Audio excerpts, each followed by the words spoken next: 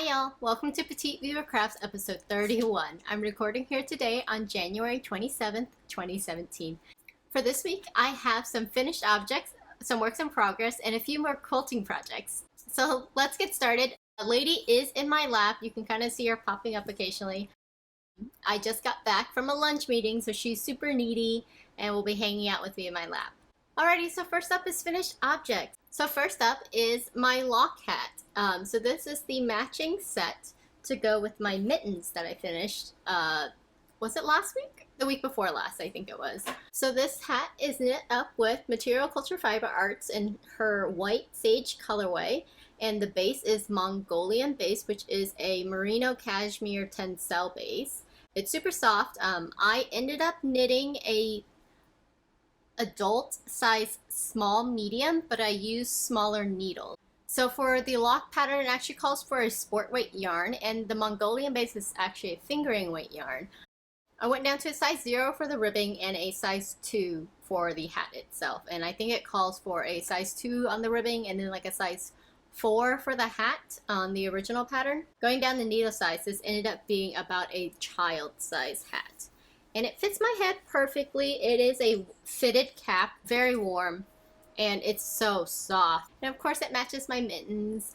I'm heading up to Washington in a week and a half, so I'm excited to have some warm accessories to take with me. Up next for finished objects is the baby vertebrae I was knitting for my friend. Look how cute it is with its little bitty sleeves. Oh my goodness.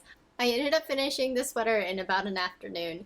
It's super cute. I can't get over how stinking adorable it is. Yeah, so I'll be sending this off soon. She doesn't watch the podcast, so it's not spoiling anything. I've decided to send this off now, and if I have some time later, I'll make my friend the matching sweater to go with it. But I don't want to hold up her getting this sweater in time for her baby to arrive, so. For this sweater, I used Knit Pick Swish DK. And I ended up using a little bit less than 2 balls to make the newborn size. So up next is works in progress. So first up is my Find Your Fade shawl by Andrea Mowry. And this has been all over Instagram. It is a elongated asymmetrical triangle shaped shawl. I started this out with some hedgehog fibers, and then I switched over to a couple of mini skeins in this section here. And then I moved on to my Seven Sister Arts gradient set in the transition metals. And then I left you guys here, and this is when I added a Lanai Yarns mini skein. And then I moved on to section 8, which is another one of the transition metals gradient set. Yeah, I'm really enjoying this shawl. It's gotten pretty large, as you can tell. It is at least already. It's already about 3 feet long, and I'm only about halfway through the shawl itself. I ended up deciding to add a few more colors to the dark side of the shawl. Then Transition Metals Gradient Set was a little bit too flat for my taste. The grays are very solid. They're not super tonal at all, and I prefer a more tonal look, and I just thought that the shawl would look a little bit better with a little bit more pops in there. So I ended up deciding to add a few more colors to my Find Your Fade. So I'm working on this 3rd gray right now from the gradient set, and then I'm going to move on to the 4th gray. As you can see, the grays are very, very similar. I decided to add this kind of sparkly silver, dark silver colored yarn, which is a Anzula yarn in the Nebula base, which is a superwash merino and 16% stellina base. As you can tell, it's very, very sparkly. And the colorway is Elephant. And I thought that it would break up the solid grays a little bit. And then I will be moving on to the 5th gray in the Transition Metals colorway. And then this is Hedgehog Fibers in the Salty Tails colorway. And then the 5th gray in the Transition Metals colorway. Transition onto this kind of semi-solid color scheme, which is the Blackbird Kettle Dyed Hawthorn base from Knit Picks that I showed you guys last week. And then last of all, I'll finish off this almost jet black color from the Transition Metals gradient set. Yeah, I just thought it would add a little bit more depth to the grays that are already in the shawl, and I'm really excited to get more progress done on this. I think it will end up being a super versatile neck accessory since I don't really have a neutral colored one.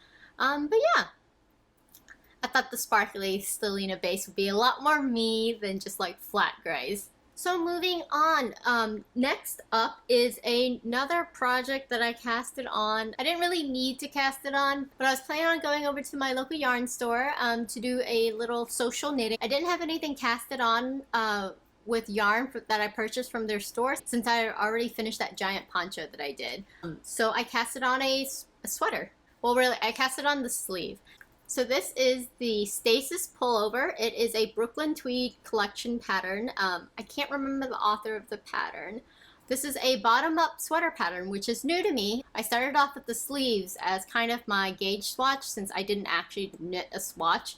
I am knitting the smallest size listed, which is supposed to be a 35-inch sweater. But I am actually smaller than that. But I went down a few more needle sizes to kind of get a better gauge for my actual size. The end result will be about a 32-inch sweater. But yeah, this is super fun. So the gray yarn here is my semi-solid gray. And it is the Wonderland yarns in the Cheshire cat base. And the colorway is called Goat's Beard. And then for the colorwork portions of it, I'm using my with pointed sticks glitter pen fingering in the Mermaid colorway, and this is the yarn that I got from Cambridge at Gather Here. It's working out really nice. Sorry, this progress keeper is actually keeping track of my increases. But yeah, I really like how the variegated yarn looks with the colorwork patterning. It kind of makes it look a lot more complex than it really is, since I am just using one yarn for the colorwork, but since it is variegated, it kind of pops up in a very interesting pattern. You can see it's a little bit different on each side. Yeah, so this is sleeve one. I am alternating skeins. Since it is a hand-dyed yarn, there is some variegation between the two skeins, and you can barely see it here because one skein has a little bit more white than the other one does. Yeah, so I did cast it on since it is kind of a unwritten rule that if you go and knit in the store, it would be really nice if you were knitting with yarns that you can purchase from that store. I'm enjoying this so far. The rest of the sleeve is just plain stockinette, so I got through the hard part already. Yeah, I've been wanting to do a colorwork pattern with a variegated yarn for a little while now, so I thought this one would be really fun to do. The pattern is written with colorwork and only a solid color, so it was very easy for me to replace the solid color with the variegated yarn. And for this pattern, there is color work on the sleeve cuffs as well as the bottom hem, and there is a little bit of color work on the yoke as well. Alrighty, so moving on to quilting. I did manage to finish the quilt top for the Grello quilt that I showed you guys last week. And it's a little bit hard to show you guys on camera since it is such a large quilt top.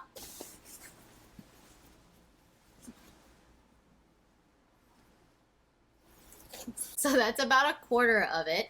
It is a very bold pattern, as you can tell. This quilt top is a twin size quilt top, and the pattern that I am using is the Diamonds in the Sky pattern on Creativebug. I just replaced all the solid colors with prints instead because I like to make things more complex than they need to be. I've also sewed the backing fabric for this quilt. So here's just the little sample of the backing fabric that I'm going to be using. I thought this little twiggy yellow print would be really cute with the quilt itself. So the piecing part, which is placing all the fabrics together in the design, is actually something that isn't too much of a stretch for me. I can, for the most part, sew straight lines pretty easy. That wasn't the super challenging part. The challenging part is going to be the actual quilting process. So I kind of have an idea of what I want to do for this quilt. It's just kind of sitting down and getting through the whole thing. So hopefully I'll be able to start some of the actual quilting process this weekend. I'm meeting up with my friend and she's gonna help me base the quilt top to the batting to the backing fabric. So we'll see how this goes. I'm very excited. This will be my first real quilting project. Righty, so moving on, I started a second quilt project because I can't help myself. If you couldn't tell, I take really deep dives when I'm learning new things. I like to learn how to do them pretty much from start to finish. So I ended up starting another quilting project. This one has a little bit more complex piecing. than my Diamonds in the Sky quilt. I wanted to challenge myself, of course, and Craftsy has a free class. It's a Block of the Month series for 2017. You can also purchase a kit to go with it, but I ended up purchasing my own fabrics since the quilting shop So Modern near me was going out of business. They had a lot. They have Kona cotton for half price. So for the quilt kit, the designer went with a blue theme, and I ended up going with a purple theme. As you can see here, I managed to finish all of my border quarter triangle block. There were 64 of these blocks here, and I did manage to finish that. It's a little bit hard to tell since I am recording a little bit later in the day. It's not as bright as it normally is when I record, but this shade is a little bit lighter than this dark purple plum color shade here. This one's a little bit more of a dark raspberry with a light purple as my background. So yeah, I finished 64 of those blocks, which didn't take too long, actually, surprisingly so. And I also finished 2 of these star blocks. I did these first, and that was a little bit silly of me because I wasn't as good about cutting as I thought I was. Yeah, the cutting on these are a little bit off. I don't know if you can tell right here. This is a good 1/4 inch seam allowance here, and this side is not. I should have another about 1/4 inch of fabric here, and I don't. So yeah, I might redo these at the end if I have enough of my accent colors, because this light purple is my background, and I went with a pink kind of gradient and a blue gradient as my accent colors. This is not how the pattern is written. You were supposed to have 6 accent colors included with the whatever gradient you chose for your main color. But I misread the pattern while I was buying the fabric, so I kind of winged it and went with this color setup instead. It is supposed to be 4 separate colored blocks, but I went with kind of a slightly different pattern. It's not wrong or anything. You can kind of do what you want, but yeah, I might redo these. They're not perfect. From far away, they looked pretty good, but this, like I said, the seams are a little bit off on this side as well. So I might redo them. Like I said, quilting is a new thing for me. I'm gonna make mistakes, and I'm okay with that. Yeah, that's kind of why I wanted to do this Block of the Month thing. It's really pushing me to try all these different new techniques for quilting, as well as the fact that the class is free.